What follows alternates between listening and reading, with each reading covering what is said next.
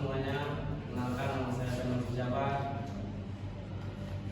Akan menyampaikan seminar kami selanjutnya akan diserahkan kepada moderator Saudari Siti Aisyah.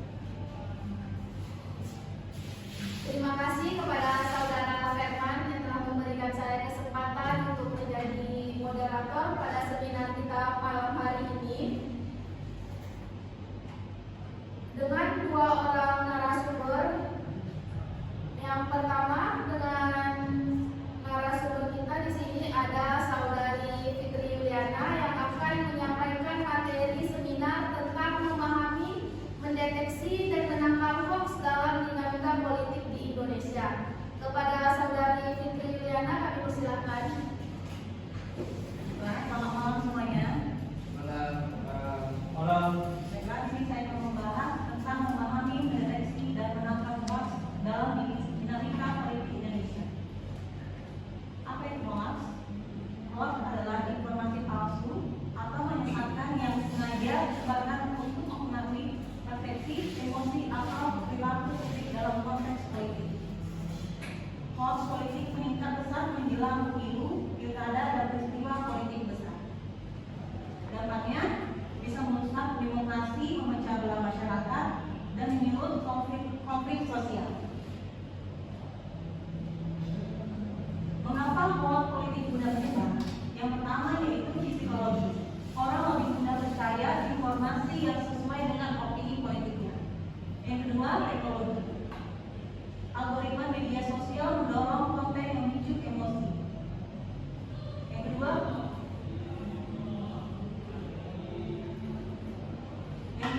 mudah membuat akun palsu dan buat menyebar hoax. Akhirnya, bentuk hoax.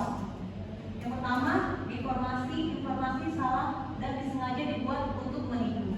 Yang kedua, misi informasi salah yang tidak disengaja dibagikan. Yang ketiga, informasi benar tapi dipelintir agar merusak reputasi. Yang keempat, manipulasi konten, foto, video yang berbeda. Yang kelima, fake endorsement, dukungan palsu dari tokoh tertentu. Yang keenam, deepfake politik, video palsu dengan teknologi AI. Selanjutnya, motif dibalik hoax politik.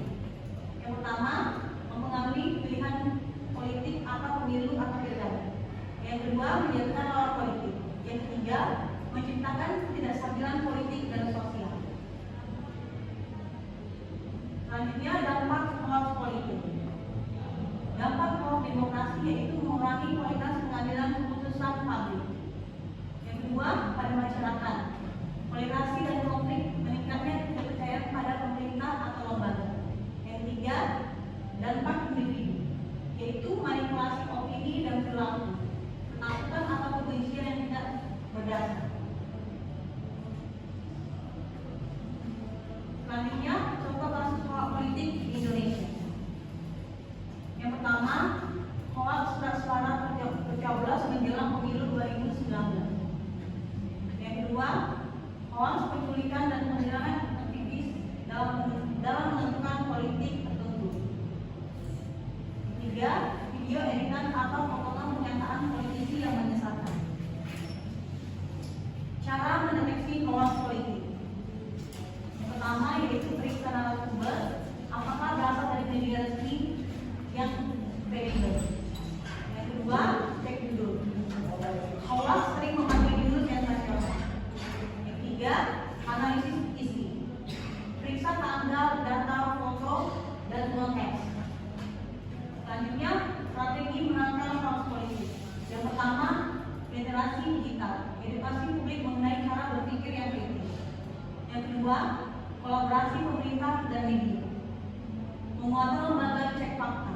Yang ketiga, peran individu, tidak ikut menyebarkan informasi yang tidak pasti. Selanjutnya, kerangka regulasi dan hukumnya yaitu Undang-Undang ITE pasal 8 ayat 2 yaitu informasi bohong yang menimbulkan kebencian atau sara. Yang kedua, Undang-Undang Pemilu, larangan kampanye hitam dan fitnah politik. Yang ketiga, hukum pidana, pencemaran nama baik, fitnah, dan keonaran. Selanjutnya yaitu kesimpulannya yaitu dari singkat ini yaitu masyarakat harus dibekali literasi digital dan kemampuan verifikasi informasi serta kolaborasi semua pihak diperlukan untuk menciptakan ruang politik yang sehat dan berintegritas. Sekian dari saya. Selanjutnya saya serahkan kepada moderator. Baik, terima kasih kepada Saudari Fitri Yuliana yang telah menyampaikan materinya. Berikutnya narasumber kita M3 yang akan menyampaikan materinya yang berisi informasi palsu dalam bidang kesehatan. Kepada M3 kami persilakan. Baik. Era digital memberikan akses informasi yang cepat, luas, dan murah. Namun, arus informasi yang tidak terfilter memunculkan misinformasi, dan hoax yang dapat merugikan masyarakat. Bidang kesehatan menjadi salah satu sektor paling rentan karena berkaitan dengan keselamatan jiwa. Berikut beberapa konsep dasar. Yang pertama, misinformasi salah yang disebutkan tanpa niat jahat. Kemudian malinformasi, informasi benar tapi tidak disebarkan secara salah konteks untuk pihak tertentu. Selanjutnya ada hoax. Hoax itu cerita atau informasi palsu yang dikonstruksi sedemikian rupa untuk percaya sebagai kebenaran.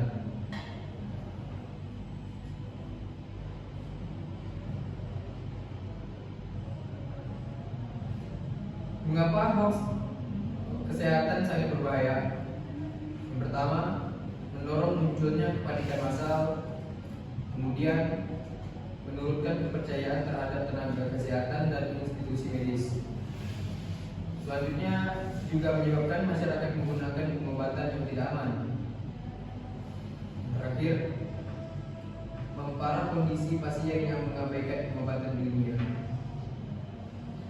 Pesatnya penyebaran informasi dapat difasilitasi oleh kemajuan teknologi, namun hal ini juga dapat menimbulkan tantangan hukum dalam memantau dan mengendalikan konten yang beredar.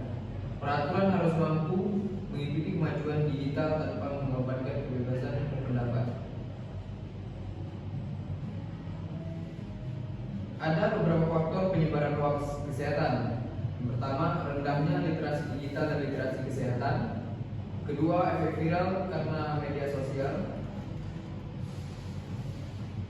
Ketiga, sensasionalisme yang menarik perhatian. Keempat, krisis kepercayaan terhadap institusi. Dan terakhir, motif ekonomi seperti iklan obat palsu. Contoh dan studi kasus hoax kesehatan.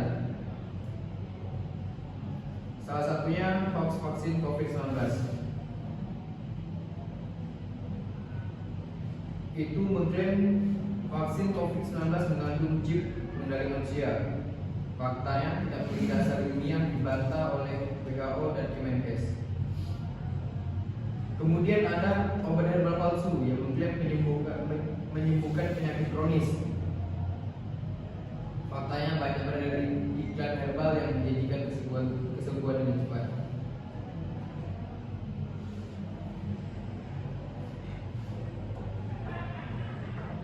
Ada juga motif penyebaran hoax. Yang pertama, ekonomi, popularitas, ideologis, politik, dan psikologis.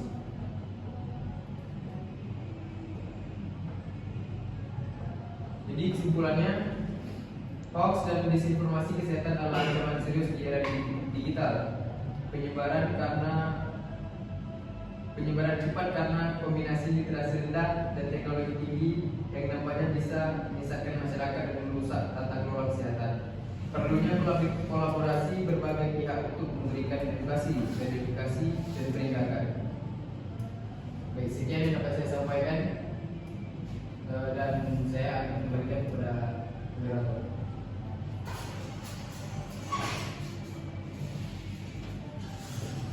Terima kasih kepada narasumber kita, kedua narasumber kita yang telah menyampaikan materinya. Berikutnya kita masuk kepada sesi tanya jawab bagi peserta yang ingin bertanya. Silakan. Saya mau nanya kan? Apa saja strategi melawan disinformasi dan hoax kesehatan? Baik, terima kasih kepada yang bertanya. Selanjutnya akan dijawab pertanyaannya oleh narasumber MPK kepada MPK. Kami persilakan. Baik, ada beberapa strategi melawan disinformasi dan hoax kesehatan. Yang pertama, tingkat individu. Jangan membagikan informasi sebelum verifikasi. Kemudian, yang kedua, tingkat komunitas. Edukasi masyarakat melalui seminar, workshop, dan media sosial. Dan yang terakhir, yang ketiga, tingkat pemerintah. Kemenkes, Kominfo, dan Polri meningkatkan kampanye literasi digital. Terima kasih kepada narasumber kita MPK.